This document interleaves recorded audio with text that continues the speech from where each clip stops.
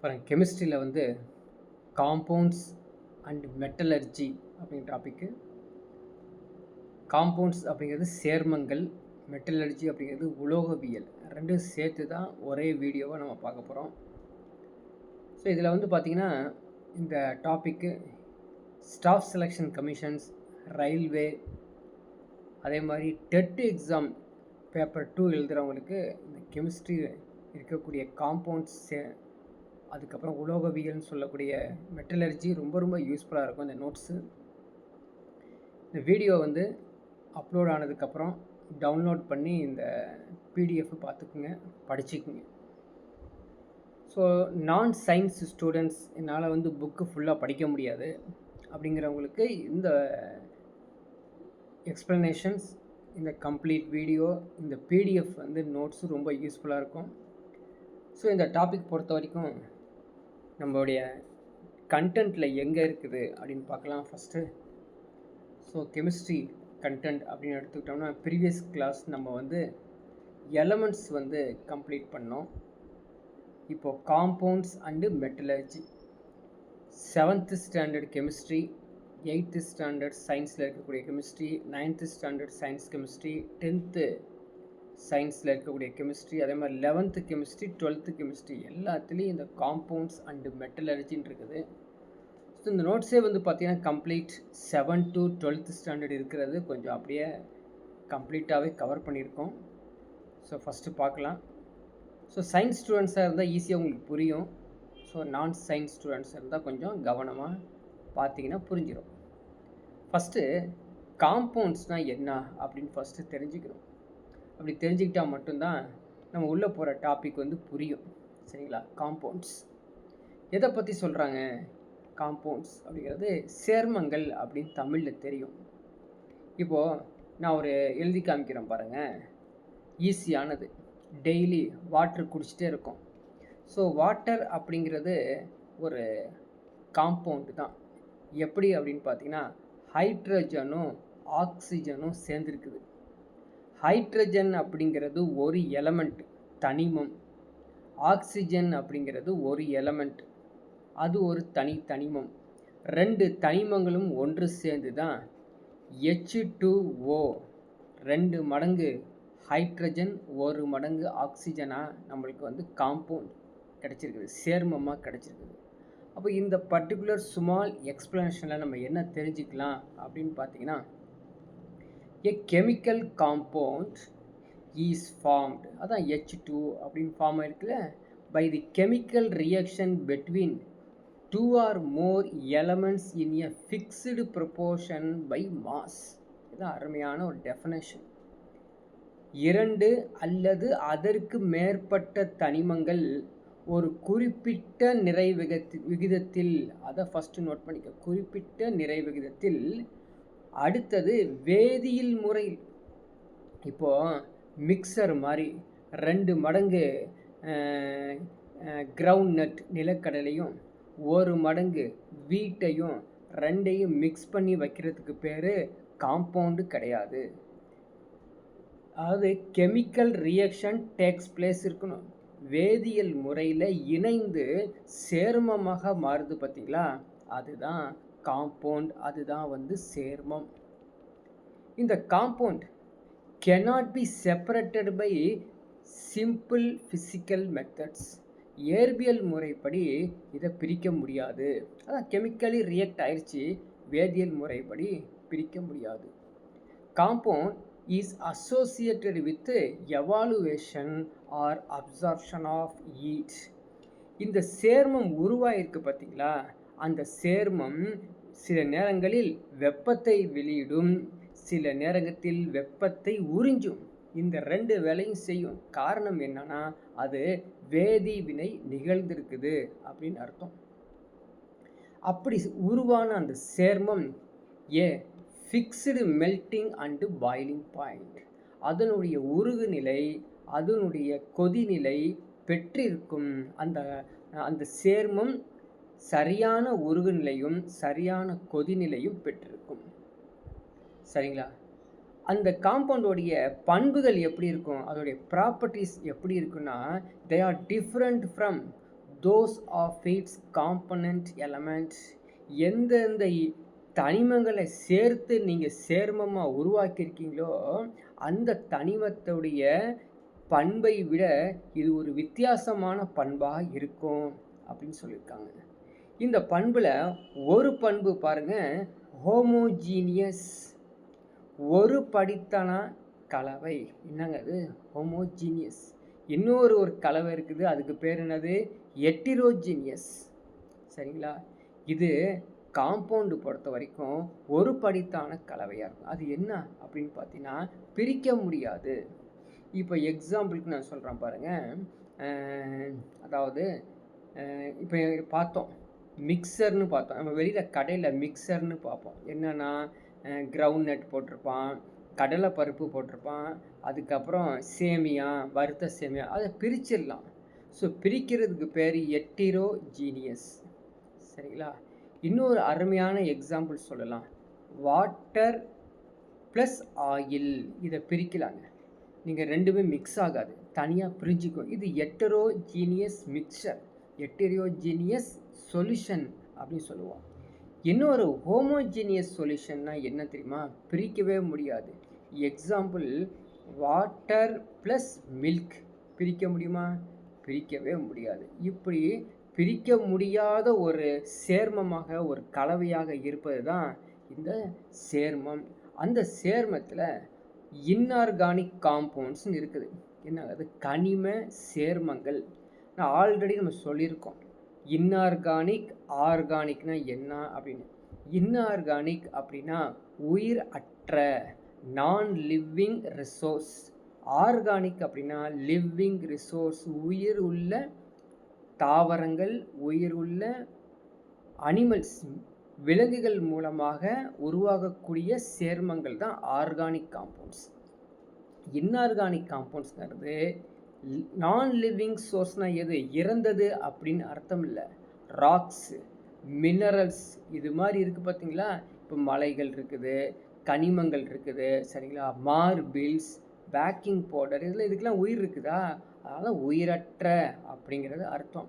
இதிலேருந்து உருவாக்கக்கூடிய சேர்மங்கள் கனிம சேர்மங்கள், உயிர் உள்ள தாவரங்கள், விலங்குகள் மூலமாக உருவாக்கக்கூடிய புரதங்கள், புரோட்டீன்ஸ், வேக்சஸ், மெழுகு, எண்ணெய், சரிங்களா? ஆயில்ஸ், லிப்பிட்ஸ், கார்போஹைட்ரேட்ஸ், சர்க்கரை போன்ற பொருட்கள் எல்லாமே கரிம சேர்மங்கள், ஆர்கானிக் காம்பவுண்ட்ஸ் அப்படின்னு சொல்லுவோம். சரிங்களா? சரி, இப்போ ஒரு எக்ஸாம்பிள் ஒன்று கொடுத்துருக்காங்க பாருங்கள். டாக்னா என்ன அர்த்தம்? Softest known substance. அதாவது டேக்கம் பவுடர், நம்ம பவுடர் பூசிக்கிறோம் இல்லையா, அது.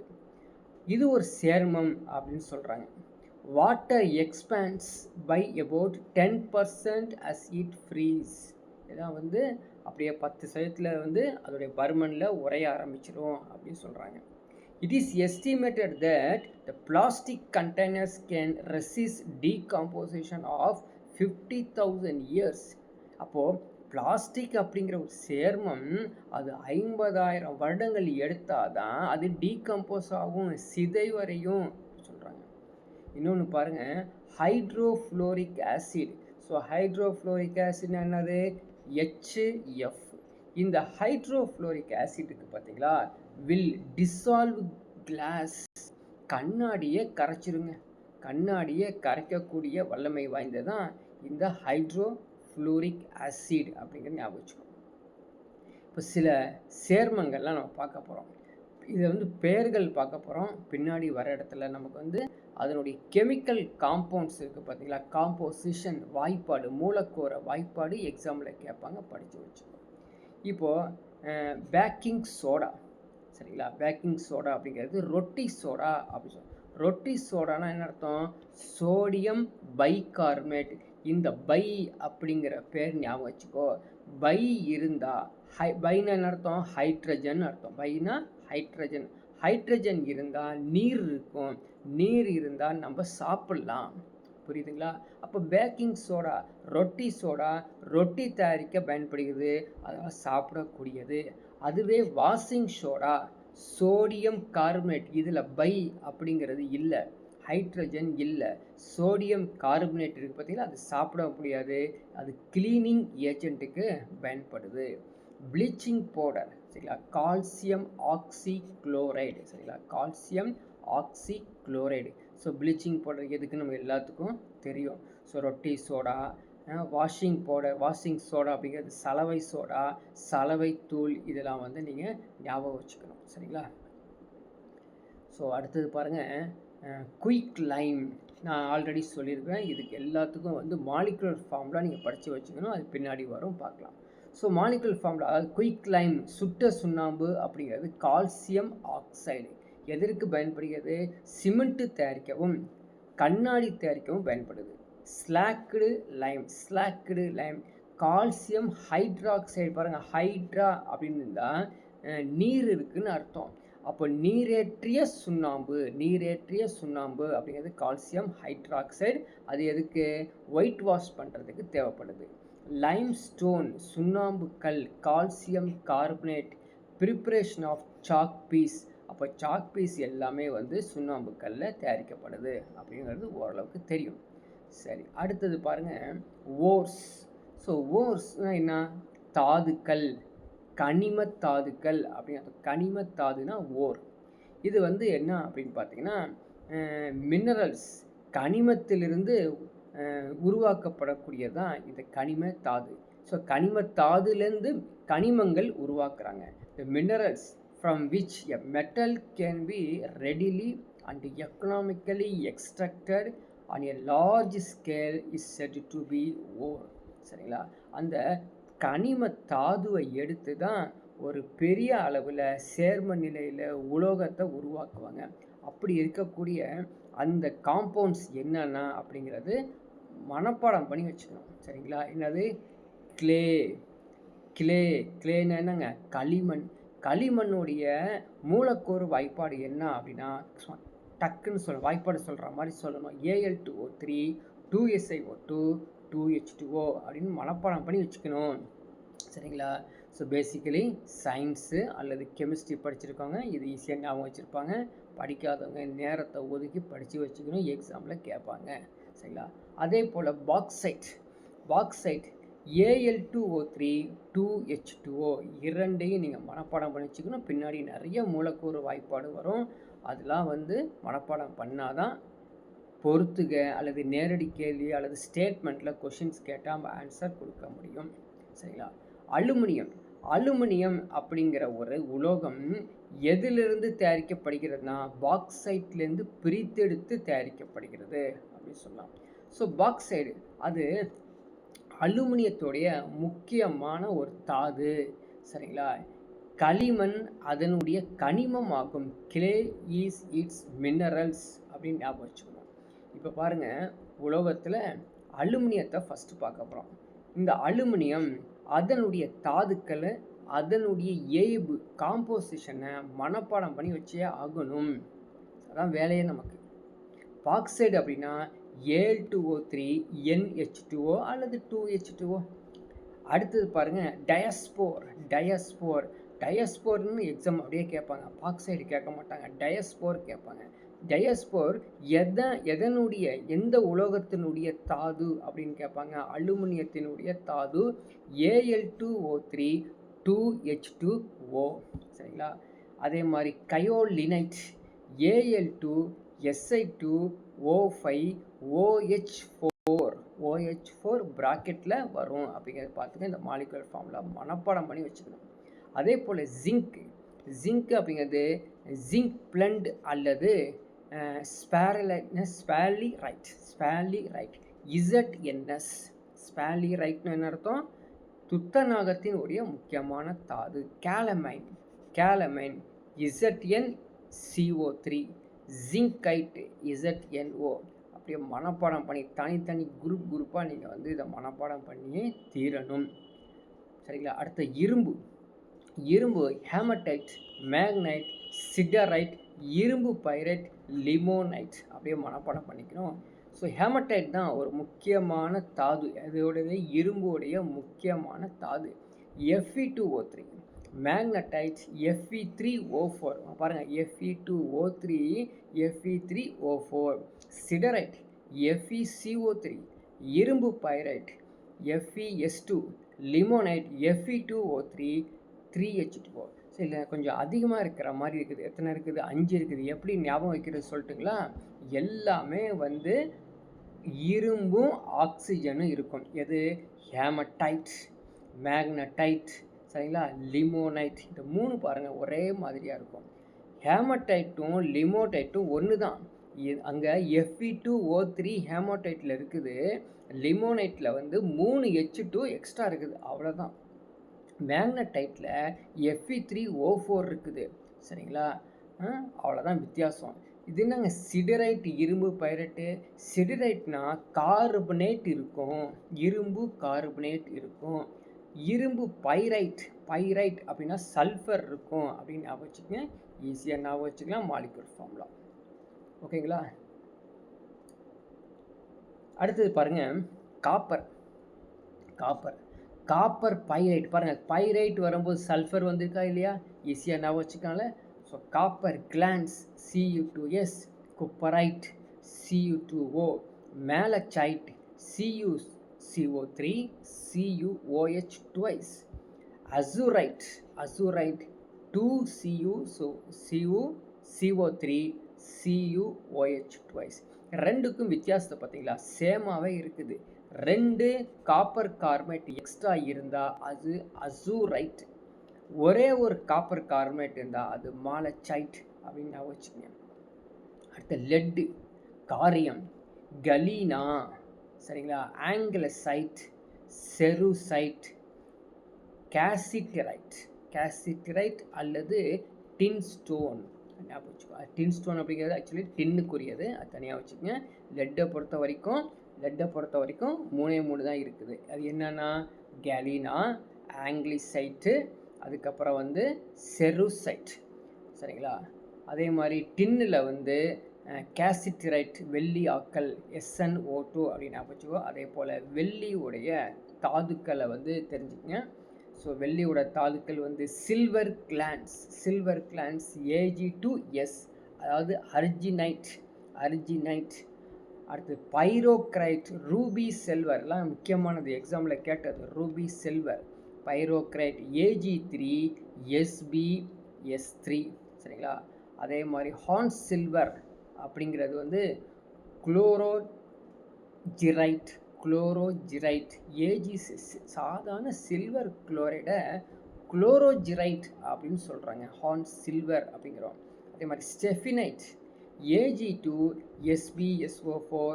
அதே மாதிரி ப்ரூசிடைட், ப்ரூசிடைட் அப்படிங்கிறது Ag2AsS3. இதை நீங்கள் வந்து மனப்பாடம் பண்ணி வச்சுக்கணும், வேறு வழியே கிடையாது. ஒவ்வொரு ஸ்டெட்டாக மனப்பாடம் பண்ணி எழுதி பார்த்து ஞாபகத்தில் வச்சுருந்தா எக்ஸாமில் அப்படியே கொஷின்ஸ் இதில் வரும், சரிங்களா. இப்போது ஆக்சைடு தாதுக்கள் தனியாக வேறு அங்கே தனித்தனியாக ஒரு உலோகத்தை வச்சு பிரித்தாங்க. இப்போ ஆக்சைடு தாதுக்கள்னு தனியாக பிரிக்கிறாங்க.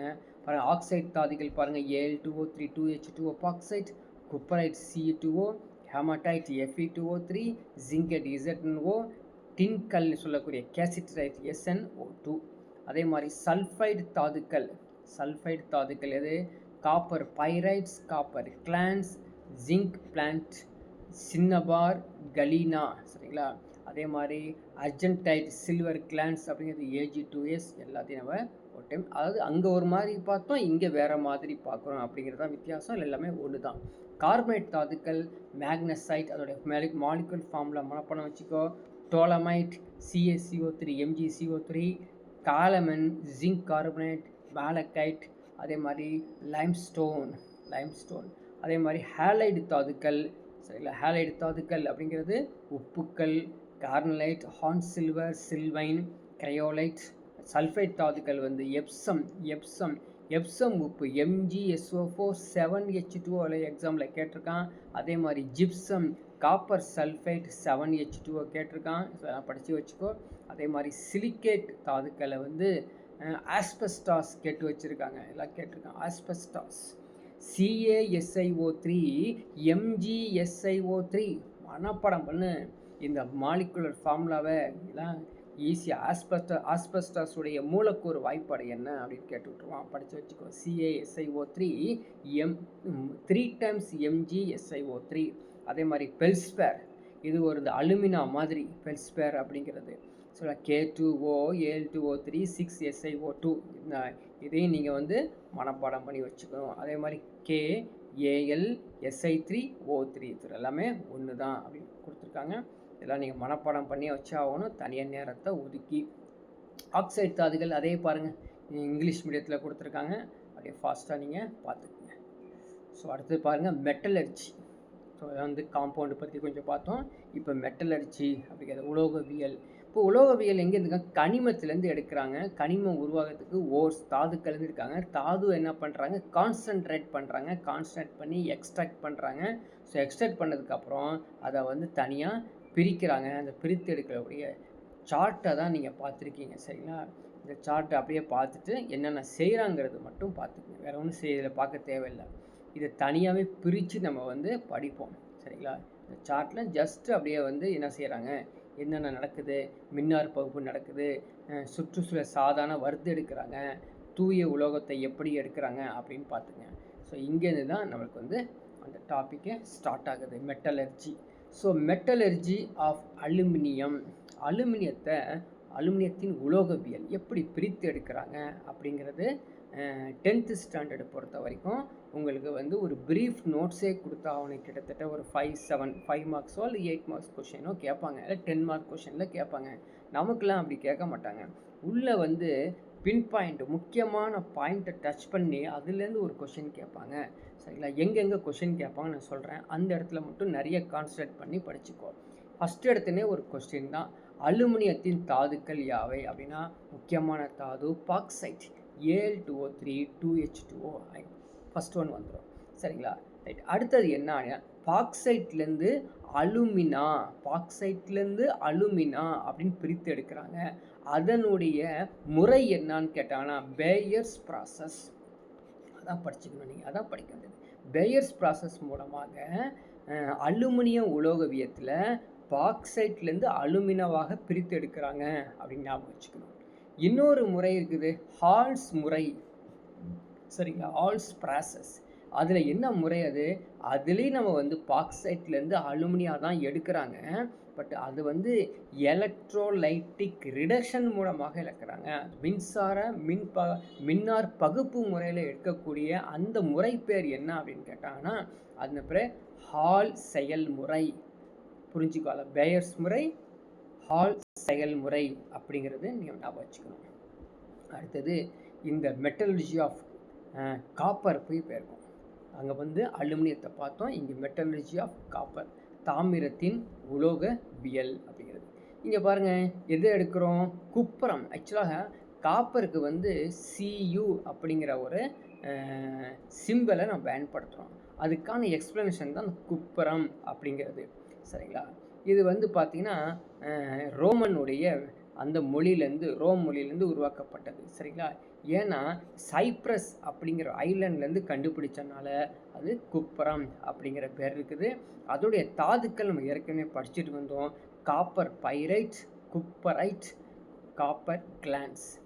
இந்த இது இருக்குது பார்த்தீங்களா, இந்த தாதுக்கள், அதில் முக்கியமான தாதுக்கள் காப்பர் பைரைட் அப்படிங்கிற தாதுக்கள் மூலமாக தான் 76% நம்மளுக்கு என்ன கிடைக்குதுங்க, காப்பர் வந்து ஈல்டு கிடைக்குது அப்படின்னு தெரிஞ்சுக்கலாம். ஸோ அடுத்தது பாருங்கள், மெட்டலர்ஜி ஆஃப் அயன், இரும்பு உலோகம்.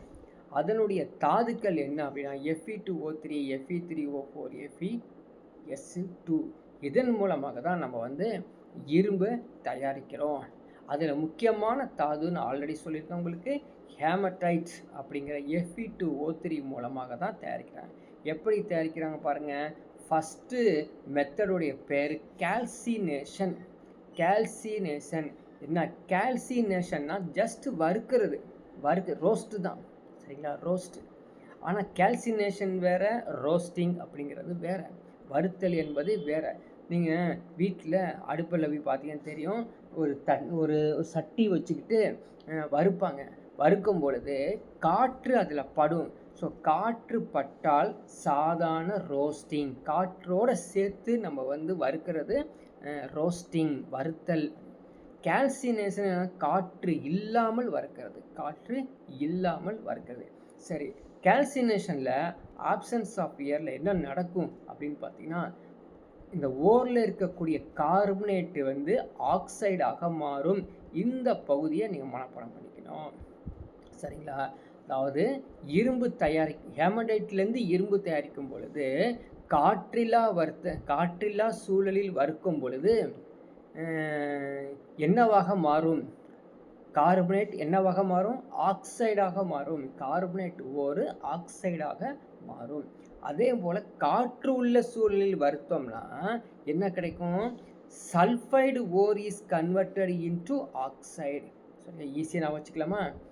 கார்பனேட் ஆக்சைடாக மாறும். ஓகேங்களா?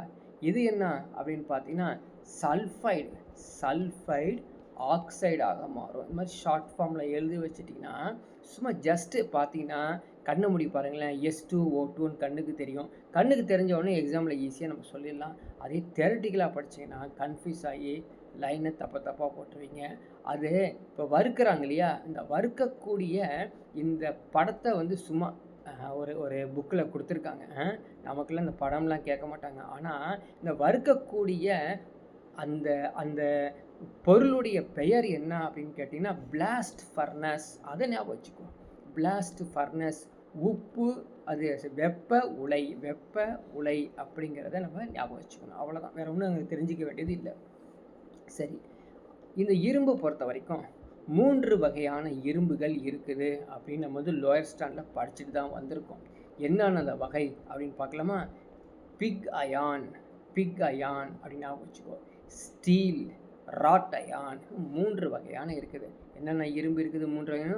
அது பிக் அயான்னா வார் இரும்பு, ஸ்டீல் அப்படின்னா எஃகு, ராட் அயர்னா தேன் இரும்பு. என்ன வித்தியாசம் அப்படின்னு பார்த்தீங்க, இந்த வார் இரும்பு சொல்லக்கூடிய பிக் அயானு 2லேருந்து 4.5% தான் கார்பனே இருக்கும். ஆனால் எஃகில் 0.2% கார்பன் இருக்கும். அதே வந்து ராட் அயான் தேன் இரும்பில் அதை விட குறைவாக இருக்கும். சரியா? கார்பன் எதில் அதிகமாக இருக்கும் அப்படின்னு பார்த்தீங்கன்னா வார் இரும்பில் அதிகமாக இருக்கும், தேன் இரும்பில் ரொம்ப கம்மியாக இருக்கும், நடுத்தரத்தில் தான் ஸ்டீல். நம்ம பயன்படுத்தக்கூடிய இரும்புகள் அதிகமாக எது பயன்படுத்துகிறோம்? ஸ்டீல் தான் பயன்படுத்துகிறோம். இப்போது இந்த இரும்புடைய பயன்கள் என்ன அப்படின்னு பார்த்தோம்னா, வார் இரும்பு எங்கே பயன்படுது அப்படின்னு பார்த்தீங்கன்னா, ஸ்டவ் தயாரிக்க, ரேடியேட்டர்ஸ் தயாரிக்க, ரயில் தண்டவாளம் இருக்குது பார்த்தீங்களா, அதெல்லாம் வந்து வார் இரும்பை தான் பயன்படுத்துகிறாங்க. சரிங்களா? அதே மாதிரி ட்ரைன் பைப்ஸு எல்லாத்துக்கும் அது பயன்படுத்துகிறாங்க. ஸ்டீல் பற்றி சொல்லவே இல்லை, சொல்ல தேவையே இல்லை. எல்லா பக்கம் யூஸ் பண்ணுறாங்க. பில்டிங் மெஷினரி எல்லா பக்கமும் யூஸ் பண்ணுறாங்க. டிவி டவர்ஸு, சரிங்களா, ஆலாய்ஸ் தயாரிக்க எல்லாத்துக்கும் பயன்படுத்துகிறாங்க. ஸோ ராட் அயான் அப்படிங்கிறது ஸ்ப்ரிங்ஸ், ஆங்கர்ஸ், எலக்ட்ரோ மேக்னட்ஸ், கம்பிச்சுருள், மின்காந்தம், நங்கூரத்துக்கெலாம் இந்த ராட் அயான் தேன் இரும்பை பயன்படுத்துகிறாங்க. அப்படிங்கிறது நம்ம வந்து பல முறை இதை வந்து நினச்சி ஞாபகம் வச்சுக்கணும். ஓகேங்களா? சரி, இப்போது துருனா என்ன அப்படின்னு சொல்லி ஒரு எக்ஸாமில் இந்த கொஷின்ஸ் கேட்டு வச்சுருக்கிறான். சரிங்களா? துருனா என்னங்க? ரஸ்ட்டுனா என்ன? What is the molecular formula of rust அப்படின்னு கேட்டு வச்சுருக்கான். துருவுடைய மூலக்கூறு வாய்ப்பாடு Fe2O3 XH2O அப்படின்னு ஞாபகம் வச்சுக்கோ. XH2O அப்படிங்கிறது ஞாபகம் வச்சுக்கோ. ஏன்னா எத்தனை முறையில் இருக்குன்னு சொல்ல முடியாது, மல்டிப்புளாக இருக்கும் அது. சரிங்களா? வாட்டர் கொஞ்சம் இருக்காது, மல்டிப்புளாக இருக்கும். சரிங்களா? இந்த கரோஷன், இந்த துரு பொறுத்த வரைக்கும் அதிகமாக வருவதற்கு காரணம் moisture, carbon di oxide, oxygen. சரிங்களா? இதை வந்து தவிர்ப்பதுக்காக தான் நம்ம வண்ணம் பூசுகிறோம், பெயிண்ட் பூசுகிறோம், ஆயில் கிரீஸ் பூசுகிறோம், அலாய்ஸ் வந்து பயன்படுத்துகிறோம். அதில் முக்கியமான அலாய்ஸ் வந்து ஸ்டைன்லெஸ் ஸ்டீல். இன்னும் நீங்கள் இந்த இரும்பு பைப்பு வாங்குவீங்க, அல்லது இந்த ஆணிலாம் வாங்குவீங்க, ஸ்டீல் ஆணி அப்படின்லாம் வாங்குவீங்க. சரி, அதான் என்னது? நாகமுலாம் பூசப்பட்டவை. So galvanisation. சரிங்களா? கேல்வனைசேஷன் அப்படின்னு சொல்லி பார்த்துருப்போம். இந்த கேல்வனைஸ் பண்ணதுக்கப்புறம் என்ன ஆகும்? இரும்பு அது துத்தநாகத்தின் மூலமாக பூசப்படுவதால் என்ன ஆகுதுங்க, ஜிங்க் வந்து பூசப்படுவதால் என்னாகும், அதை வந்து துருப்பிடிக்காமல் ரொம்ப நாளைக்கு இருக்கும். சரிங்களா? இன்னும் சில பக்கம் மின் மூலம் பூசுதல் பண்ணுறாங்க, எலக்ட்ரோ பிளாட்டிங். இப்போ சில்வர் ஸ்பூன்னு சொல்கிறோம் பார்த்தீங்களா, அதே மாதிரி கோல்டு ஸ்பூன் மாதிரி சொல்லுவாங்க. அதெல்லாம் மின் மூலம் பூசல் பண்ணி மின்னார் பகுப்பு மூலமாக இந்த சில்வர் கலரோ அது கோல்டு கலரோ மூலம் பூசிடுவாங்க. சரிங்களா? அது இல்லாமல் நம்ம வந்து பார்த்திங்கன்னா மேக்னெட்லாம் தயாரிப்பாங்க. So coating, Steeles, every thing எல்லாத்துலேயும் பண்ணுவாங்க. ஸோ அடுத்த ஒரு எலமெண்ட்ஸ் பாருங்கள், மெட்டல்ஸு. நோபல் மெட்டல்ஸ், உயிரிய உலோகம், நோபல் மெட்டல்ஸ். இப்போ எக்ஸாம்பிள் என்ன கேட்பான், நோபல் மெட்டல்ஸ்னால் எது எது அப்படின்னு கேட்பான். மனப்படம் வச்சுக்கோ. Copper, silver, gold, mercury. Copper, silver, gold, mercury தான் நோபல் மெட்டல்ஸ். அதே மாதிரி 6 பிளாட்டினியம் மெட்டல்ஸ், பிளாட்டினிய உலோகங்கள் அப்படிங்கிறது எது? So rubidium, osmium, rhodium, iridium, palladium, platinum, platinum அப்படின்னு சொல்லி நான் வச்சுக்கணும். ஸோ இதெல்லாம் வந்து எல்லாமே இந்த பீரியாடிக் சார்ட் டேபிளில் இருக்கக்கூடியது. சரிங்களா? ஸோ எர்த் கிரஸ்ட், நம்மளுடைய புவியின் மேல் பரப்பில் வந்து பார்த்திங்கன்னா என்ன சரிவிகிதத்தில் வந்து இந்த எலமெண்ட்ஸ்லாம் காணப்படுதுன்னு பார்த்தீங்கன்னா, ஆக்சிஜன் 49%, சிலிக்கான் 26%, அலுமினியம் 7.5%, இரும்பு வந்து 4.2%, கால்சியம் 3, சோடியம் 2.4, மெக்னீசியம் 2.3, ஹைட்ரஜன் 1% அப்படின்னு தெரிஞ்சு வச்சுக்கணும். நம்ம கேள்விப்பட்டிருப்போம், என்ன கேள்வி இல்லை, பார்த்துருப்போம், தங்கம், பிளாட்டினம் அதுதான் விலை உயர்ந்த பொருள். ஒரு காலத்தில் பிளாட்டினம் அப்படிங்கிறது விலை உயர்ந்தது, இப்போ தங்கம் தான் விலை உயர்ந்ததாக இருக்குது. காரணம் என்ன அப்படின்னு பார்த்தீங்கன்னா, ரெண்டுமே துருப்பிடிக்காது, ரொம்ப நாளாக இருக்கும். நீரிலையும் எந்த ஒரு ரியாக்ஷனும் நடக்காது, ஆக்சிஜன்லையும் எந்த ஒரு ரியாக்ஷனும் நடக்காது. அதனால் கோல்டு, பிளாட்டினத்தை எல்லாரும் பயன்படுத்துவாங்க. இன்னும் ஒன்று இருக்குது, rubidium. Not only reacts violently with water but begins to burn if it is exposed to air. So rubidium இருக்குது, தண்ணீருடன் கடுமையாக வினை புரிவது மட்டுமல்லாமல் காற்றில் வெளிப்பட்டால் எரிய துடுங்கிடும் இந்த ருபீடியத்தை அப்படின்னு சொல்லி ஒரு முக்கியமான ஒரு எலமெண்ட்டை புக்கில் கொடுத்துருக்காங்க, படித்து வச்சுக்கோ, எக்ஸாம்பிள் கேட்ட போகிறாங்க. கேலியம். கேலியம் அப்படிங்கிறது ஒரு உலோகம் தான், ஆனால் இதனுடைய உருகுநிலை பாருங்கள் 29.8 டிகிரி செல்சியஸ்னால் நம்மளுடைய விரலில், நம்மளுடைய என்ன சொல்கிறது, கையில் வச்சாலே சாதாரணமாக இந்த உலோகம் உருகிரும் அப்படிங்கிறது ஒரு முக்கியமானது. சில்வர் இருக்காங்க, சில்வரு, காப்பரு ஞாபகம் வச்சுக்கிறோம். சில்வர் தானே எலக்ட்ரிசிட்டிக்கு எங்கே பார்த்தாலும் யூஸ் பண்ணுறாங்க, ஓப்பன் ஒயரிங்கில் எல்லாமே வந்து அது silver is the best conductor of எலக்ட்ரிசிட்டியை பயன்படுத்துகிறாங்க. சரிங்களா? அதே போல் இன்னொரு ஒரு உலோகம், அலோகம், அது பேர் அலோகம், எது?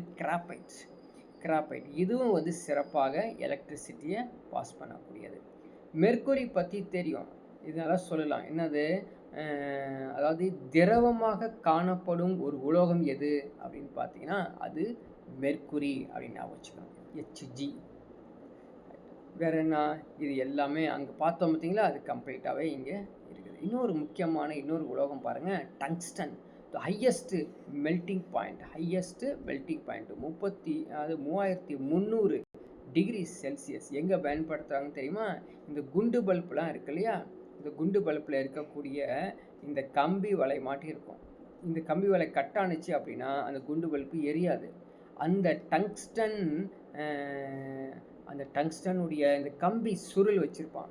காரணம் என்னன்னா, அந்த பல்பு எரியும் பொழுது, அந்த குண்டு பல்பு எரியும் பொழுது அந்த இடத்துல வெளிச்சம் அதிகமாக வந்து ஹீட் அதிகமாக ப்ரொடியூஸ் பண்ணும்.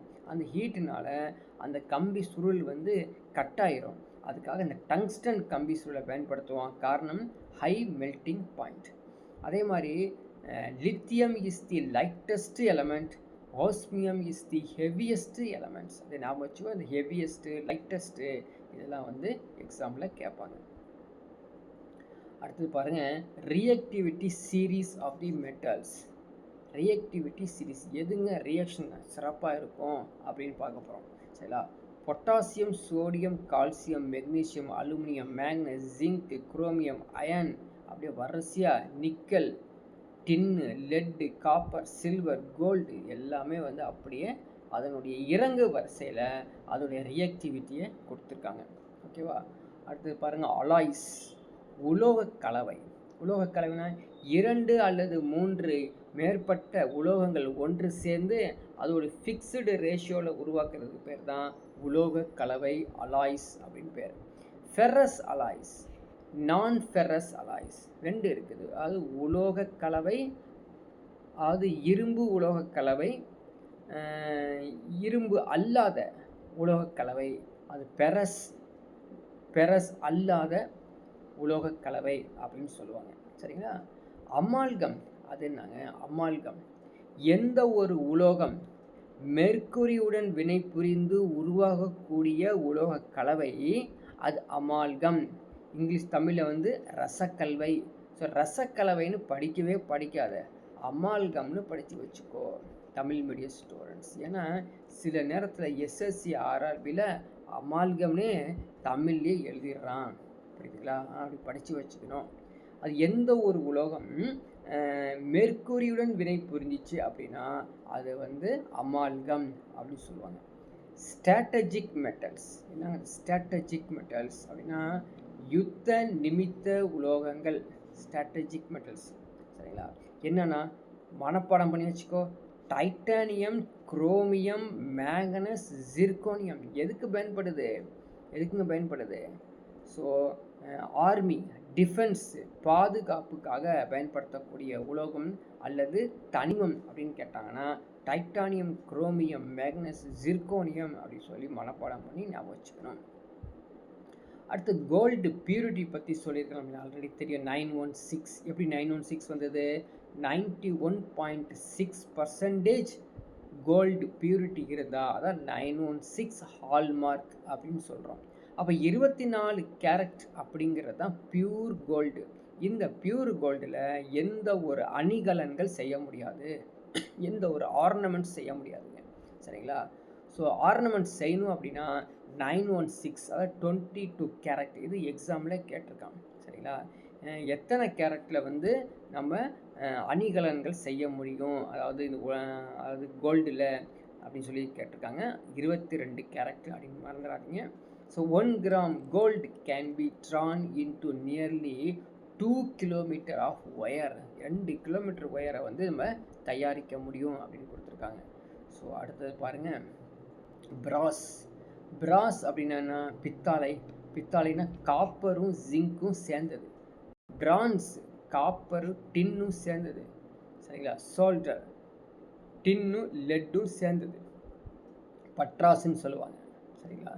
அதே மாதிரி ஸ்டீல் அப்படிங்கிறது iron, carbon, chromium, nickel, tungsten.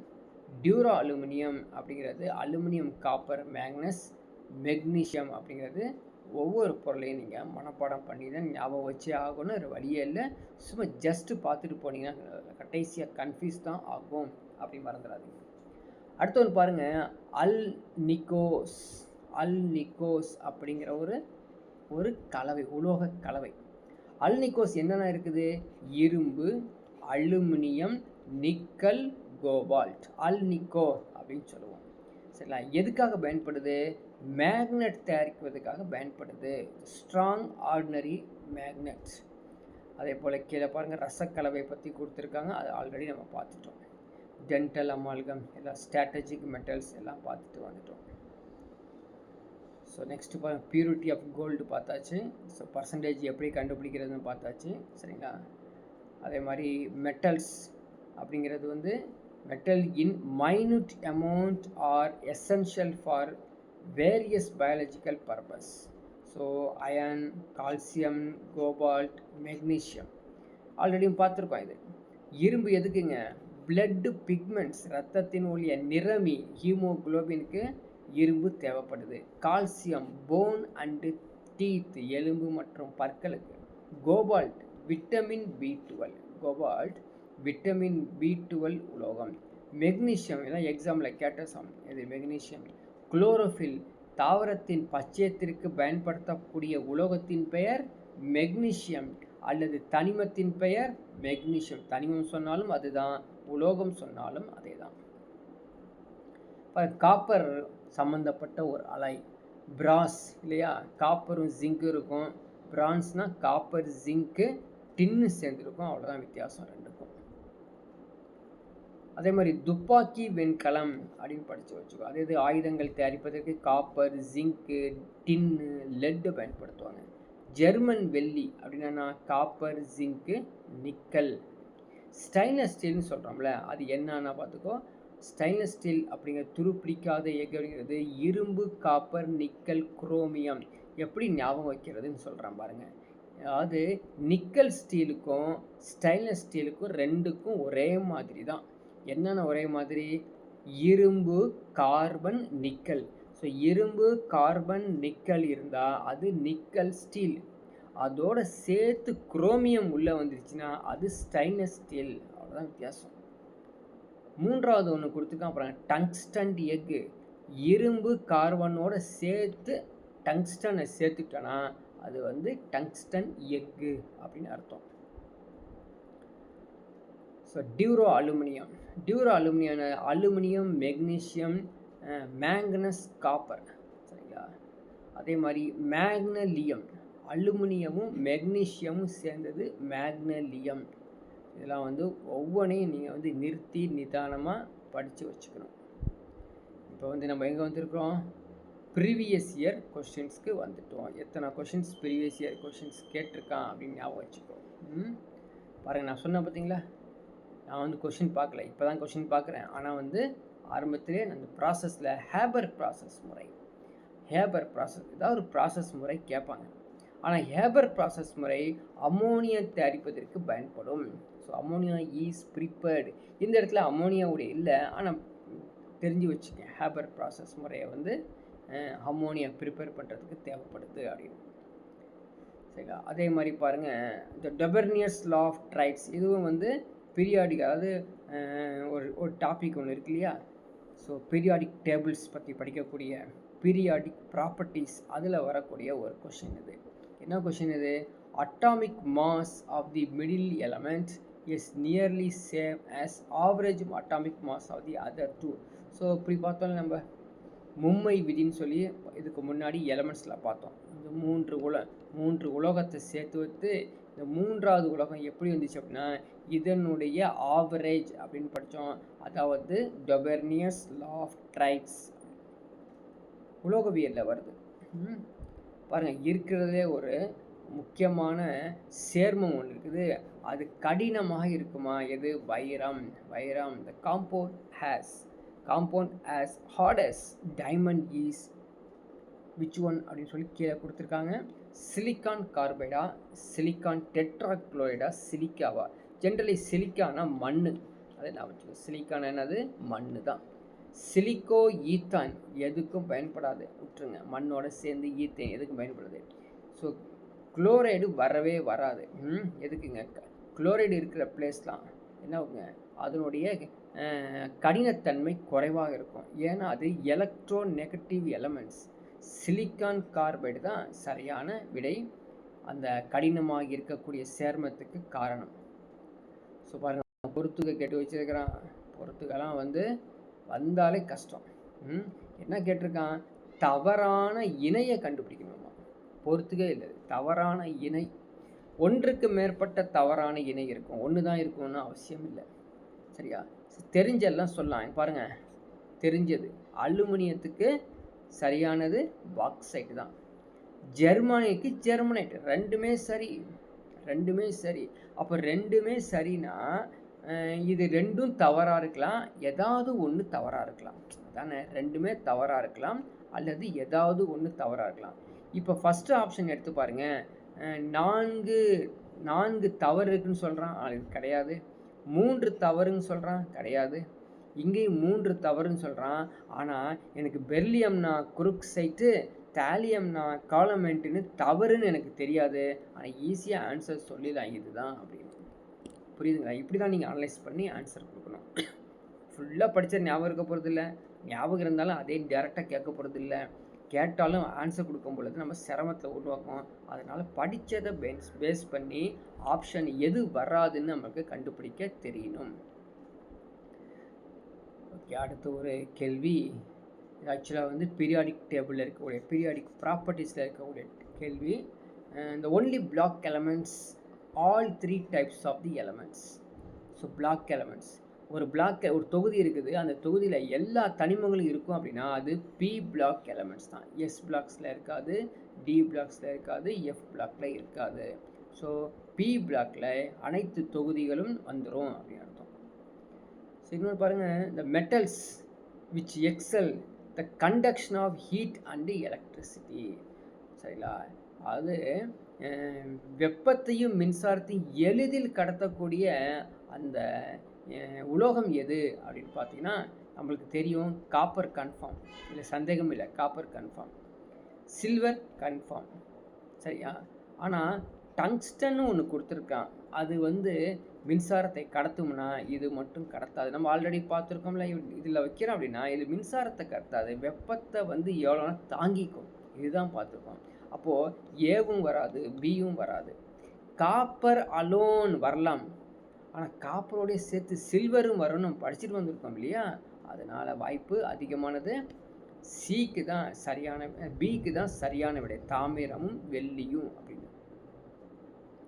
So அடுத்தது பாருங்கள், கரும்பு சர்க்கரையானது டேஜஸ் 3 தனிமங்களால் ஆனது. ஆக்சுவலாக கார்போஹைட்ரேட் தானே கரும்பு சர்க்கரைங்கிறது, கார்போஹைட்ரேட் இப்போ படிச்சுட்டு வந்தோம்.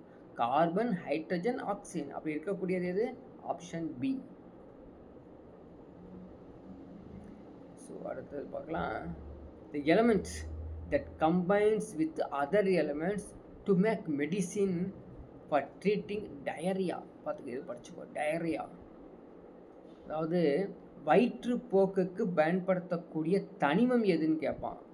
பிஸ்மத், டேரெக்டாக மனப்பணம், டேரக்ட் கொஷின், சரியா. வயிற்றுப்போக்கு வந்துருச்சு அப்படின்னா பிஸ்மஸ் சம்மந்தப்பட்ட மெடிசின் தான் கொடுப்பாங்க, அது நிற்கிறதுக்கு. ஓகேவா, அடுத்த பாருங்கள், common table salt. Common table salt என்னதுங்க? காமன் டேபிள் சால்ட் அந்த சோடியம் குளோரைடு தான் காமன் டேபிள் சால்ட் அப்படிங்கிறது. அது எலமெண்ட்டா? இல்லை. அலாயா? இல்லை. மிக்சரா? இருக்கலாம், மிக்சராக இருக்கலாம். Sodium chloride. Na+Cl-. இப்போ Na+Cl- தான் கெமிக்கலி ட்ரீட்டடு. அதனால் கெமிக்கலி ட்ரீட்டட் வந்தால் மிக்சர் கிடையாது, காம்பவுண்டு தான் இது, சரிங்களா. ஸோ இது மாதிரி நீங்கள் அனலைஸ் பண்ணி தான் கொஷினை ஆன்சர் கொடுக்க முடியும். அதே பாருங்கள், மார்பிள் சொல்லிட்டு யூஸ் பண்ணுறோம் இல்லையா. மார்பிள் என்னங்க? கால்சியம் கார்பனேட், பளிங்கு கல் அப்படிங்கிறது கால்சியம் கார்பனேட், ஞாபகம் வச்சுக்கோ. ஸோ பீரியாடிக் டேபிளில் இன்னொரு கொஷின் பாருங்கள், who propose the law of octaves. 8 தனிமங்கள், 8 வரிசை, எண்ம விதின்னு சொல்லுவாங்க. எண்ம விதி யார் தெரியுமா? நியூலாண்ட் தான் எண்ம விதி. மனப்பாடம் பண்ணிக்கோ, நம்ம நடத்திருக்கோம். நம்ம இதை சொல்கிறாங்க பாருங்கள், டி தொகுதி, D block elements. D block elements அப்படின்னு சொல்கிறோம் இல்லையா. அந்த டி பிளாக் எலமெண்ட்ஸ் எந்த இது? இன்னர் டிரான்சிஷனா, உள் இடைநிலையா, டிரான்சிஷனா, ஆல்கலி மெட்டலா, ஆல்கலின் எர்த் மெட்டலா, ஞாபகம் வச்சுக்கணும். இந்த alkali and alkali earth metal அப்படிங்கிறது எஸ் பிளாக்லேயும் பி பிளாக்லேயும் தான் வரும். இன்னர் டிரான்சிஷன் இருக்குது பார்த்தீங்களா, அது எஃப் பிளாக்கு டி பிளாக்கில் வரும். டி பிளாக் மட்டும் வரக்கூடியது தெரியுமா? டிரான்சிஷன் மெட்டல்ஸ் அப்படின்னா, டிரான்சிஷன் இடைநிலை தனிமங்கள். நான் ஆல்ரெடி சொல்லியிருக்கேன் உங்களுக்கு கிளாஸ் நடத்தும் போது. ஸோ டி பிளாக் எலமெண்ட்ஸ் இருக்காங்க பார்த்தீங்களா, இவங்கெல்லாம் எப்படி இருப்பாங்க அப்படின்னா கலர்ஸ் கொடுக்கக்கூடியவங்க, கலர்டு எலமெண்ட்ஸ். அது கூட கொஷின் கேட்டு வச்சுருக்கான். எந்த தொகுதியில் இருக்கக்கூடிய தனிமங்கள் வண்ணம் கொடுப்பாங்க அதிகமாக, அது மீன்ஸ் அது கலர்ஸ் கொடுப்பாங்க அப்படின்னா டி பிளாக் எலமெண்ட்ஸ் தான். D orbitals, D block elements தான் அவங்க வந்து கலர்ஸை கொடுக்கக்கூடிய எலமெண்ட்ஸ். தனிமங்கள் பண்புகள் செயல்பாடு அதன் அணு எண்ணை பொறுத்து தான் இருக்குதுன்னு சொன்னவர் யார்? Mostly direct questions. அதாவது பண்புகள் செயல்பாடுகள் எது இருக்குது, அணு எண் அட்டாமிக் நம்பரை பொறுத்து தான் இருக்குது அப்படின்னா கடைசியாக அவர் கண்டுபிடிச்சி சொன்னேன் mostly periodic chart of the table. சரிங்களா? அடுத்த ஒரு கேள்வி பாருங்கள். Only non metal which a liquid at room temperature. சரிங்களா? ஸோ இதெல்லாம் வந்து பார்த்தீங்கன்னா கெமிஸ்ட்ரி படித்து லேபில் நீங்கள் வந்து ஒர்க் பண்ணிங்க அப்படின்னா இந்த பாட்டிலில் அடுக்கி வச்சுருப்பாங்க. ஸோ மெர்க்குரி ஆக்சுவலாக வந்து கேட்டிருக்கிறது நான் மெட்டல் தான் சொல்லியிருக்காங்க. அப்போ அது மெர்க்குரி மெட்டல் வராது, கேலியம் மெட்டல் வராது, வந்தால் குளோரின் புரோமின் தான் இருக்கும். சரியா? பார்த்துங்க, நம்மளுடைய பீரியாடிக் சார்ட்டில் வந்து பார்த்தீங்கன்னா ரைட் சைட் டேபிளில் மேலால் பார்த்தீங்கன்னா இங்கே இருக்கும் ஃப்ளூரின், குளோரின், புரோமின், அயோடின் இருக்கா இல்லையா? ஃப்ளூரின், குளோரின், புரோமின், அயோடின் இதுக்கெலாம் வந்து ஹேலோஜன்ஸ் அப்படின்னு சொல்லுவோம். அது இல்லாமல் இவங்க வந்து ஹைலி எலக்ட்ரோ நெகட்டிவ் எலமெண்ட்ஸ். சரிங்களா? அதில் லிக்விடில் இருக்கிறவன் யார் அப்படின்னு பார்த்தீங்கன்னா புரோமின் தான் லிக்விடில் இருக்கக்கூடியவன், திரவ நிலையில் இருக்கக்கூடிய ஒரு அலோகம் அப்படின்னு கேட்டால் புரோமின் அப்படின்னு ஞாபகம் வச்சுக்கணும். பாருங்கள். ஸோ இதோட அந்த டாபிக் முடிஞ்சிருச்சு. நீங்கள் வந்து இந்த புக்கை எடுத்து படித்து ஞாபகம் வச்சுக்கணும். இன்றைக்கி நைட்டே உட்காந்து இந்த வீடியோவை பார்த்துட்டு படித்து வச்சுக்கோங்க. நெக்ஸ்ட் கிளாஸில் பார்க்கலாம்.